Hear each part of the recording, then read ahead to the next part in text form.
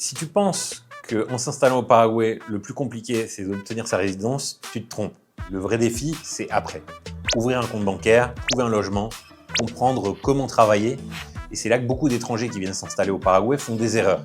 Alors d'abord, la banque, qui est un peu le vrai filtre d'entrée au Paraguay, parce que vous avez besoin quand même de transférer vos fonds ici au Paraguay. Et la banque, malgré le fait que la résidence soit relativement simple à obtenir, la banque, c'est un peu moins simple, c'est plus compliqué. Pour pouvoir ouvrir un compte, c'est facile. Mais pour pouvoir transférer des fonds, là tout de suite, c'est plus compliqué. Au Paraguay, ouvrir un compte bancaire, c'est pas automatique. Contrairement en Europe ou aux États-Unis, la banque veut comprendre qui vous êtes. Donc ils vont vous demander des preuves de provenance de fonds et ils veulent savoir si votre profil est cohérent. On a beaucoup de questions sur le blanchiment d'argent ici en Amérique du Sud et le pays est assez allié avec les Américains et donc, de par cette alliance stratégique, ils font beaucoup plus attention à la provenance des fonds qui viennent d'étrangers. Concrètement, ce qu'on va te demander, on va te demander ta cédule paraguayenne. Très souvent, si vous n'avez pas d'autre façon de démontrer vos entrées d'argent, ils vont vous demander le RUC, donc le Registro Único de Contribuyente, qui serait votre numéro fiscal, qui peut être votre numéro fiscal personnel ou d'entreprise, si vous allez ouvrir un compte d'entreprise, des justificatifs de revenus éventuellement ou d'activité. Même avec tout ça, certaines banques peuvent vous refuser. Par exemple, la banque GNB, je leur ai posé la question, ils m'ont dit qu'avec une résidence temporaire, ils n'ouvraient pas de compte. Eux, ils ouvraient des comptes seulement à partir de la résidence permanente. Mais pas seulement avec la résidence, c'est aussi avec votre cédula. Donc vous devez avoir la cédula et la résidence permanente dans certaines banques. D'autres demandent un peu moins de choses. Donc sur la réalité du terrain, sans cédula, c'est presque impossible d'ouvrir un compte. Certaines personnes avant le faisaient avec des passeports européens. Maintenant, les banques deviennent de plus en plus compliquées, demandent de plus en plus de papiers, donc généralement, cédula et RUC. Deuxième petit point quand même aussi un peu compliqué quand on arrive dans n'importe quel pays nouveau, le Paraguay ne fait pas exception, c'est le logement et l'investissement locatif. Alors, facile, oui, mais peut-être un peu piégeux. Alors au Paraguay, c'est pas vraiment comme dans d'autres pays comme destination comme d'expatriation assez connue, la Thaïlande, ou à moins que vous passiez par une entreprise, mais vous allez devoir quand même avoir un prête-nom à un certain pourcentage, donc vous ne serez jamais 100% propriétaire de votre bien. Ici, c'est pas pareil, vous pouvez être propriétaire de votre bien. Mais même si trouver un logement au Paraguay, c'est facile, il y a quand même quelques petits pièges. Comment comprendre le marché? Ça, c'est autre chose. On peut trouver des appartements modernes et des maisons très accessibles ou des locations meublées pour démarrer quand on arrive, en général en Airbnb, mais là où beaucoup se trompent, c'est sur l'investissement immobilier. Alors le piège classique, c'est les studios Airbnb, un petit loft, une pièce, avec tout intégré à l'intérieur, la mini-cuisine, salon et chambre. Alors aujourd'hui, on voit énormément de ce genre de projets qui sortent de terre, des petits appartements d'une pièce, vendus comme un investissement rentable.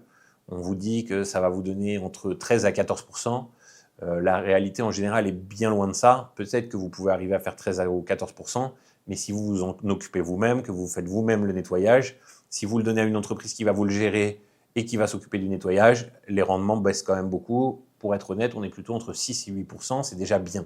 Donc, c'est vendu comme un investissement rentable, en général concentré autour des zones comme Shopping del Sol ou Villamora. Donc, sur le papier, je vous ai dit, on vous dit rendement élevé, emplacement premium, gestion simple. Mais dans la réalité, il y a quand même plusieurs petits problèmes. Le problème numéro 1 que je vois, c'est la qualité de la construction. Depuis le Covid, depuis 2020, le prix des matériaux a énormément augmenté ici au Paraguay. Je le vois moi-même entre 2018 et 2019 quand je faisais un peu de bricolage et par la suite quand je vois les prix. En général, je ne sais pas, ne serait-ce qu'une barre en métal coûte le double de ce qu'elle coûtait il y a 6 ou 7 ans. Donc la qualité de construction très variable, définition parfois médiocre. Ça m'est arrivé très souvent d'aller voir des clients qui sont en Airbnb, d'aller leur rendre visite pour aller les faire signer des papiers ou discuter de choses et d'autres. Et ils se plaignent très très souvent, et je l'ai même moi-même pu le constater, que l'isolation, c'est pas ça du tout. Alors, c'est pas par rapport à la température, c'est plutôt par rapport au bruit. On entend énormément les voisins et ça peut vite être gênant. Même si c'est pour de l'Airbnb ou c'est pas forcément vous qui allez vivre à l'intérieur, vous recevez quand même des commentaires. Et si tous les commentaires des gens qui louent disent que l'isolation phonique est nulle et que vous entendez les voisins tousser ou pire, c'est pas top pour pouvoir le louer. Donc, énormément de biens identiques aussi, ils se ressemblent tous à peu près, les nouveaux projets qu'il y a, et sont généralement très dépendants d'Airbnb, parce que c'est dans des zones où des gens vont pas forcément louer ce genre de biens-là pour pouvoir s'y installer à long terme. dans 5 ou 10 ans, vous avez acheté votre appartement qui risque d'assez mal vieillir parce que les matériaux ne sont pas de qualité premium. Alors, on a aussi un autre problème, c'est par rapport aux agents immobiliers. Donc, il faut comprendre quand même la logique de l'agent immobilier. Il faut être clair, la majorité des agents immobiliers sont là pour vous vendre quelque chose, pas pour optimiser votre investissement. Parce que ici au Paraguay, la règle en général, c'est que la commission immobilière, c'est de 5% pour un achat. Plus votre achat est cher, plus la commission de l'agent immobilier sera haute. Donc, ils poussent beaucoup les projets à la mode où tous les projets sont les mêmes. Donc, ils sont habitués, ils savent, ils vous disent l'appartement, il est comme ci, comme ça. Et il y a 40, 50, 60, 100 unités qui sont pareilles. Et donc, pour eux, c'est un peu faire de la vente à la chaîne, de la même catégorie de projets les uns à la suite. Donc, finalement, vous vous retrouvez à acheter des biens qui sont un peu surpayés, avec des rendements qui ne sont pas forcément ceux qu'on vous a promis, peu différenciés, parce qu'ils se ressemblent tous à peu près les uns les autres, et difficiles à rentabiliser sur le long terme, puisque en plus, lorsque vous êtes rentré dans votre investissement et que vous voulez le revendre, en général, avec ce genre de qualité de construction, l'immeuble n'est plus en très bon état au bout d'une dizaine, une quinzaine d'années. Donc la réalité du marché paraguayen, contrairement à la France, c'est quand même que le marché n'est pas très standard et vient de se standardiser avec ce genre de petites unités. En plus du manque de standardisation, ici, on n'est pas en France, il n'y a pas de garantie décennale, comme par exemple là-bas. Donc si vous achetez un immeuble et que vous avez le toit qui vous tombe sur la tête, très généralement, le promoteur ou alors la boîte de construction ne va pas forcément se responsabiliser pour ce qui s'est passé. Et c'est pour ça qu'il faut faire très attention à ce que vous achetez. Si vous voulez louer ou investir, venez sur place, visitez plusieurs biens, comparez la qualité de construction, tapez sur les murs, regardez les détails, les matériaux, la finition, l'environnement. Venez un jour où il pleut pour voir que vous n'avez pas de fuite. Venez un vendredi soir ou un samedi soir pour écouter si vous n'avez pas des voisins qui mettent la musique à fond la caisse. Et ne vous basez jamais uniquement sur des photos ou des promesses de rendement. Moi, je trouve que les gens qui achètent des appartements sur photo à distance et ne sont jamais même venus dans le pays, je trouve que c'est inconscient. Donc là, on rentre un peu sur la dernière partie, donc qui est plus vraiment immobilière, c'est le travail et le business. Alors, liberté au Paraguay, oui, ok, c'est un pays très libre, hein, je suis le premier à le dire, mais la logique du Paraguay est quand même très différente à la logique de la France. Le Paraguay, c'est un pays très flexible pour travailler, mais il faut comprendre quelques petites choses. Le système n'est pas aussi structuré qu'en France. Il y a des choses à savoir. Alors, le plus simple, je le dis souvent aux gens qui viennent s'installer ici, si dans votre cas, vous faites du travail en remote, depuis chez vous, c'est une super bonne option de venir au Paraguay parce que ça vous coûte beaucoup moins cher. Vous pouvez continuer à bosser. Vous avez des rentrées d'argent qui viennent de l'Europe. Je dis l'Europe en général parce que quand même, les salaires minimums, donc les SMIC, sont quand même beaucoup plus hauts qu'ici. Un SMIC paraguayen, c'est environ 3 millions de guaranis. 3 millions de guaranis, ça fait entre 450 et 500 dollars selon le change. Donc j'imagine qu'avec ça, ça va être très compliqué que vous puissiez vous vivre ici. Parce qu'en plus, les Paraguayens ne vivent pas du tout de la même façon que les Européens. Et quand vous venez d'arriver, vous ne savez pas forcément où acheter, où vous installer pour vivre au moins cher possible, on va dire. Vous pouvez aussi lancer des services locaux, éventuellement en freelance. Ça fonctionne, c'est possible, mais il faut faire attention. Le marché est quand même beaucoup plus petit, beaucoup plus informel. Et avoir un réseau ici au Paraguay, c'est très important. Quand vous voulez vendre quelque chose, ne serait-ce que ce soit du service ou du physique, avoir des contacts, c'est très très important ici, parce que c'est un petit pays. Particulièrement Asunción est une petite ville. Dans Asunción, il y a à peu près 700 000 habitants, même si ça peut monter à 2 millions, 2 millions et demi en journée avec les gens des villes alentours qui viennent travailler à Asunción. C'est finalement assez petit. Donc le réseau est très important. Et si vous venez d'arriver, en général, vous n'avez pas forcément de réseau.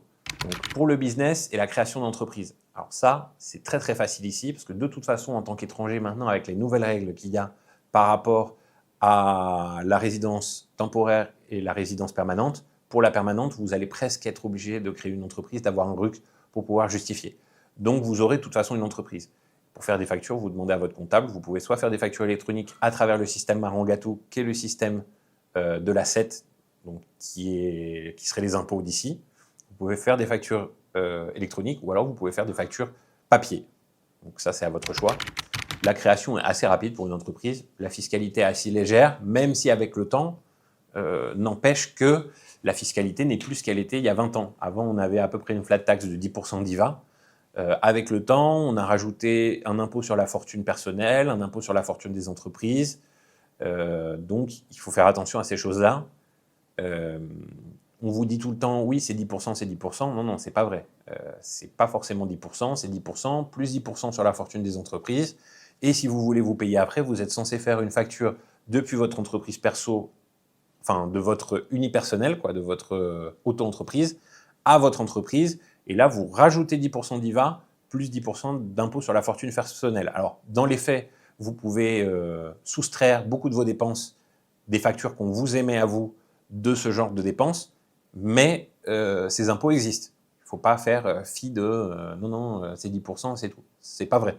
Donc, vous devez vous structurer correctement, ouvrir votre RUC, voir si vous allez faire des services personnels, donc avoir une auto-entreprise, ou alors si vous allez faire une entreprise. Par exemple, il y a plusieurs modèles d'entreprise. Il y a des sociétés anonymes, des sociétés à responsabilité limitée, comme en France. Il y a une entreprise qui est très bien qui s'appelle la EAS, entreprise à action simplifiée. Je crois qu'il y a quelque chose de relativement similaire qui existe en France. Donc, vous devez choisir aussi quel genre d'entreprise vous allez faire. Normalement, vous commencez par l'auto-entreprise, donc un RUC d'une unipersonnelle, comme ils appellent ça ici. Mais par la suite, vous pouvez avoir besoin de changer de modèle d'entreprise. Alors, le vrai problème que personne n'explique, c'est que le Paraguay n'est pas compliqué, mais n'est pas standardisé. Donc, pour la banque, il faut savoir comment ça fonctionne, l'immobilier aussi, le travail, c'est pas je viens et je fais ce que j'ai envie de faire, il faut savoir aussi comment ça fonctionne. Donc, rien n'est vraiment centralisé. Chaque chose, vous allez devoir aller chercher l'info ou alors communiquer avec des amis que vous avez qui sont déjà sur place pour pouvoir vous renseigner. Parce que si vous avez les bons contacts qui vous expliquent bien comment ça fonctionne, ça peut aller très vite. Ou alors, vous pouvez perdre énormément de temps si vous ne connaissez pas le terrain. S'installer au Paraguay, oui, c'est une vraie opportunité. Moi, c'est un pays que j'adore. Ça fait 22 ans que je suis ici et je ne bougerai pour rien au monde. En tout cas, pour l'instant, vu la situation actuelle, on y est très bien. Mais ce n'est pas un système clé en main. Il faut se renseigner, il faut parler aux gens, il faut faire les devoirs.